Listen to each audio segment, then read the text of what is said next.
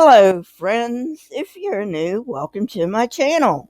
Why don't you go down, hit the subscribe button and ring the bell so you don't miss any episodes. For my fans and subscribers, I really do appreciate you. Today's topic is Daniel, the Catholic Counter-Reformation.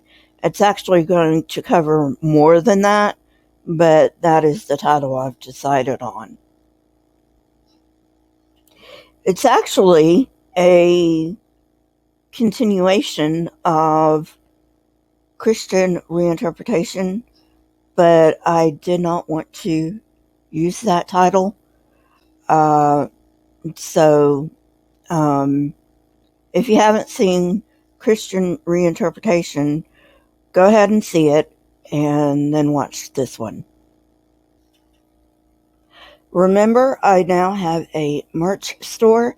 It is on my website. Go see if there's anything you want. I do get a percentage of anything you buy there, so anything is greatly appreciated. I'm not trying to insult anybody's intelligence, but just in case some are watching who don't know what the Catholic Counter-Reformation was, it was the Catholic response to the Protestant Reformation.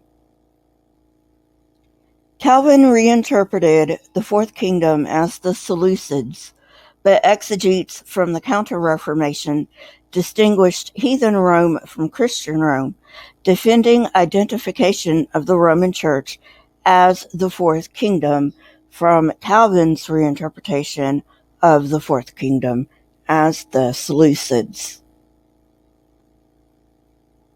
Hugo Grotius tried to ease the rising tension by suggesting that the historical understanding of the Seleucids be the reinterpretation of Daniel. However, he also argued that the millennium started with Constantine, showing a very clear Catholic favor. I can't show you a picture of Daniel's dream map without getting a copyright strike, but if you type in Daniel's dream map into Google, you will find it pretty quickly. Now, I mentioned Daniel's dream map because it is mentioned in theological treatises of this time. Luther used this dream map in his printed commentary on Daniel, in his sermon against the Turks, and in some German Bibles. The Turks made an appearance because of the 1529 Turkish siege of Vienna, which was a threat to the Holy Roman Empire.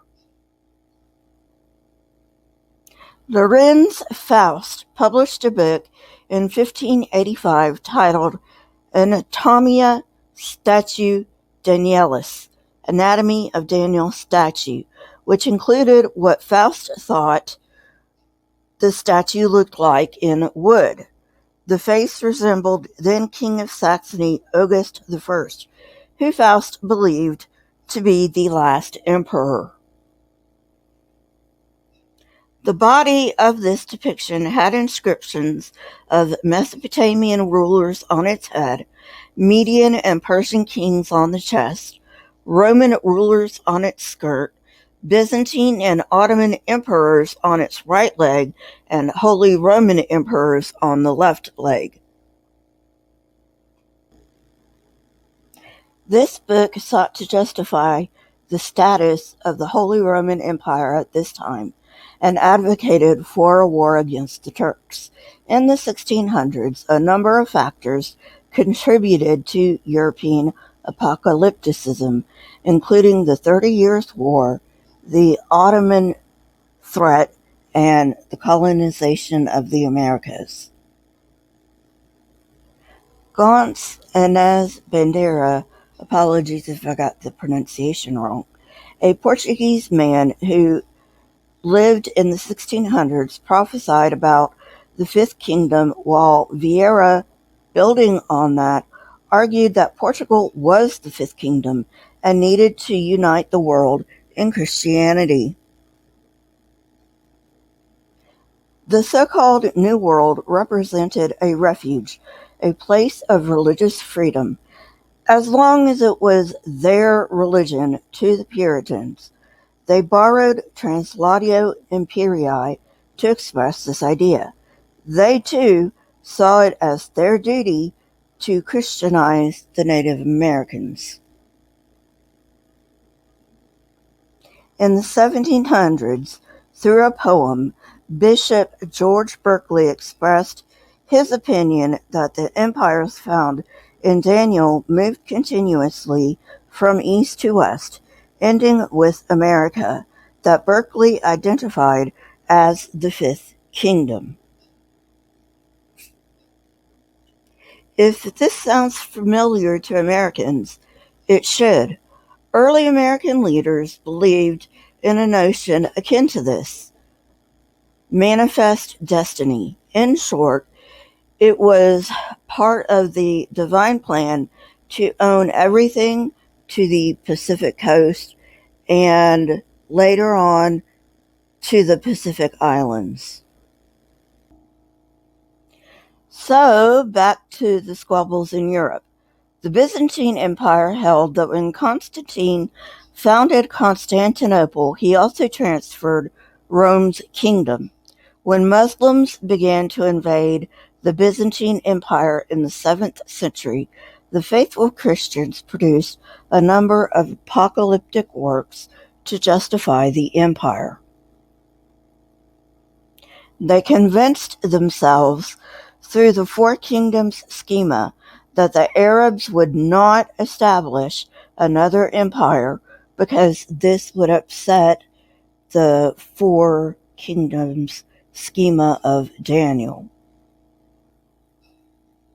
Around 690, an anonymous author wrote an apocalypse called Pseudo Methodius, claiming that after Alexander's death, his mother married Byzas, founder of Byzantium.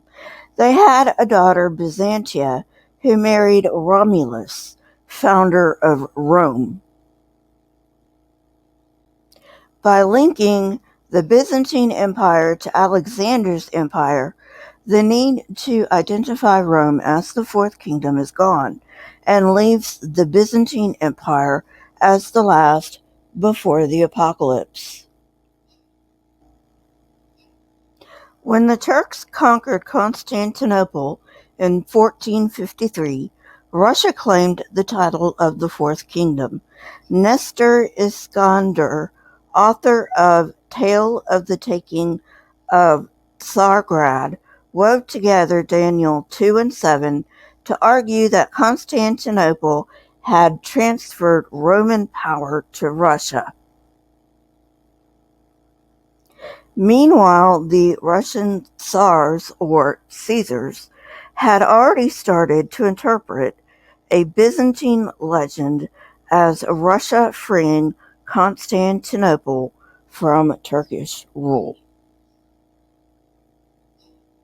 So, as you can see, biblical prophecies are so vague that you can basically make them say anything you want them to say. I mean, we've gone from Saxony to the Holy Roman Empire to Russia to the Byzantine Empire, Anglo-American Empire.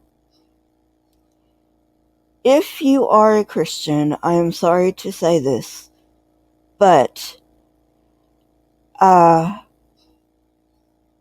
you're basically taking today's events and retrofitting them into the vague prophecies that you find in the Bible, which is not the way that you should go about it.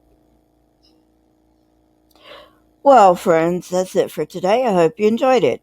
If you did, hit that like button, press the subscribe button, and if you want to know when I come out with new content, hit the bell next to the subscribe button. My Twitter, Discord, email, PayPal, and website links are in the description, along with the source that I used for this particular video. Please comment in the comment section. Not only do I love hearing from you, but it also triggers the YouTube algorithm. And also remember that I choose my comment of the week for my Saturday live streams from my edited videos. And by the way, there will be a Saturday live stream this week. Keep learning and searching for truth. Here are a few videos from my library. If you have not watched them yet, go ahead and watch them and tell me what you think. Until next time, friends, stay safe and goodbye.